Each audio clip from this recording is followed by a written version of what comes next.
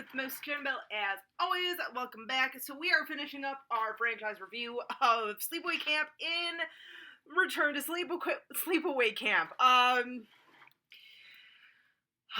my god, where do I even begin with this movie? Where do I begin?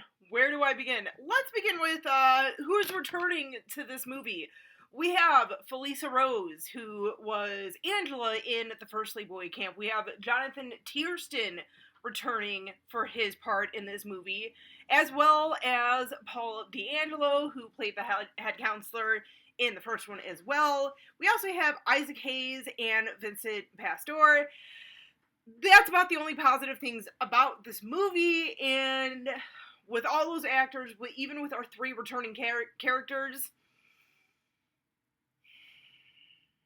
it could not save this damn movie. This movie came out in 2008. I know Jen's talked about this movie a little bit. I think she even said something along the lines of, like, this should have been, a great return to this franchise and everything. Nice little reuniting of three of the characters and everything, and they completely missed the mark on this. Here's the thing.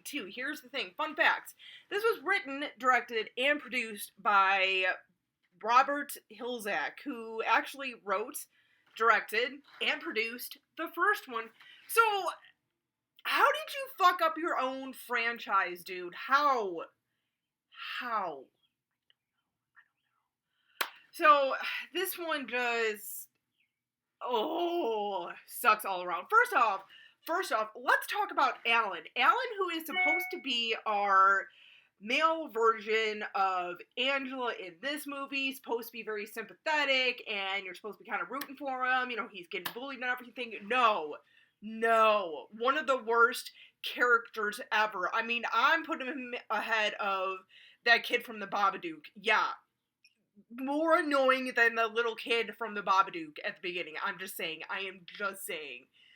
Alan so basically, obviously, Alan's getting picked on constantly by all the other campers and everything. I think even by some of the other counselors. I know Pastore's character keeps kind of giving him a hard time and everything. His stepbrother gives him a hard time, this is why we're never going to stop being an asshole and blah, blah, blah. The kid deserved it.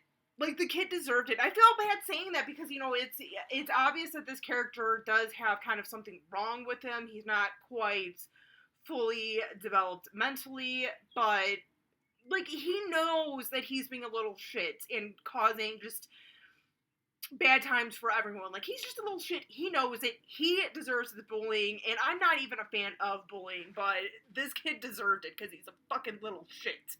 Yes, he should have fucking died. I'm just saying, the kills in this as well. There's maybe one or two kills that were kind of okay. I know, the first one, the guy I think it's, one of the guys from Jackass or something. His kill was not too bad. He was, one of the first, if not the first kill in this movie. It wasn't too bad or anything. It a little kind of nod to the cook in the first one, a little bit different. I appreciate that. And that's something I've always liked about the Sleepaway Camp series, at least the first three. Even with as bad as, the third one is, the kills were kind of fun. The kills were, a little bit different from each other. It wasn't necessarily all the same kills and everything. I don't want to say necessarily innovative, but definitely for the series, yeah, you had some different deaths. You had something for everyone, very satisfying with a lot of the deaths and everything. This one, I felt like they were trying to, they basically went for, the gross out type of kills, and it just doesn't fit for a Sleepaway Camp movie. They have different sort of kills, something, a little bit different, not always doing the same kills, but this one they were kind of like, oh, what do we do for kills? Oh, let's just make them gross. Even at one point, they had, a bunch of frogs that were, skinned. That's just crossing the line for me. I'm sorry, and I know I'm often one of those people who says, oh, I'm very, it's hard for me to see, a animal get killed in a movie, even if I know it's fake. It's a little difficult, but this just definitely kind of crossed the line for me.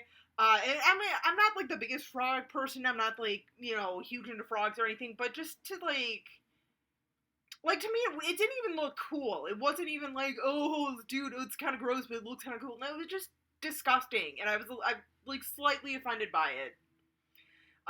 You know, and then that kind of plays in the end with I think one of the kids uh, getting skinned alive and everything, which like okay, so it kind of served its purpose to an extent, but and that's the other thing too. Like I popped this in this morning to kind of just like refresh on it. And honestly, I turned it off. I don't even know, like maybe halfway through, just because I'm like, I can't even do this movie anymore. Yeah, like I turned off a movie, and I'm usually one of those people who's like, okay, well, I've already invested this much time in it, might as well watch it. And honestly, I mean, I know I've seen this one before, but even for me, I'm like, I can't. I fucking can't. So, I mean, if I'm admitting that I actually had to turn this movie off just because it was just, you know, it's bad. You know, it's bad. I can't even, like, recommend this to anyone. Like, just totally skip this one. I'm almost hoping that Scream Factory never does do a special release of this, just because I don't think it really deserves one. I know some people really kind of want it just to complete their sleepaway camp sort of Scream Factory releases of the franchise, but this one, it just I pray it never does get a special release because it doesn't even deserve it. That's how bad it is. But yeah, you guys, for those of you who have actually checked this movie out, let me know in the comments what you think and everything. It's bad. It is really bad. Let me know your thoughts and everything. What's your favorite Sleepaway Camp movie from the franchise? What is your least favorite? I think all of you can probably tell this is my least favorite. Let me know what you guys think in the comments. Till next time, as always, stay creepy, classy, and a little bit sassy.